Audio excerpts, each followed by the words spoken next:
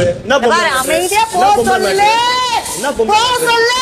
என்ன பொம்பளை அமைதியா போ சொல்லு. போ சொல்லு. போ போயிரு. பேர் விட்டு தயவு செய்து போ. நாய்.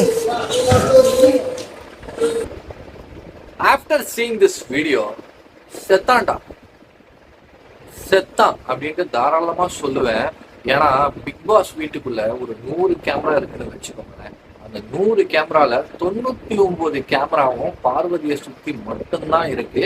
இவங்க வந்து கேம் பிளேன்னு நினைச்சிட்டு ஒரு சில விஷயம்லாம் பண்றாங்க. அதெல்லாம் வெளியில பாக்குறவங்களுக்கு எந்த அளவுக்கு இரிட்டேட்டா இருக்கும் அதை பத்தியும் கொஞ்சம் நினைச்சு பார்த்துருந்தா நல்லா இருந்திருக்கும் அப்படின்ட்டு நான் நினைக்கிறேன்.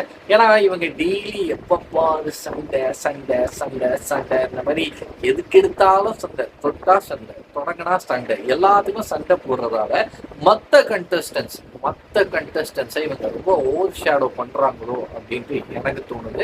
இவங்க ஒருத்தங்க பண்ற இந்த நெகட்டிவான ஒரு விஷயம், நெகட்டிவிட்டியான ஒரு விஷயத்தால மற்ற கண்டஸ்டன்ஸ் யாருமே வெளியில தெரியாதது இது வருத்தத்துக்குரிய ஒரு விஷயம் அப்படின்ட்டு இந்த பதிவுல நான் சொல்லணும்னு நினைக்கிறேன்.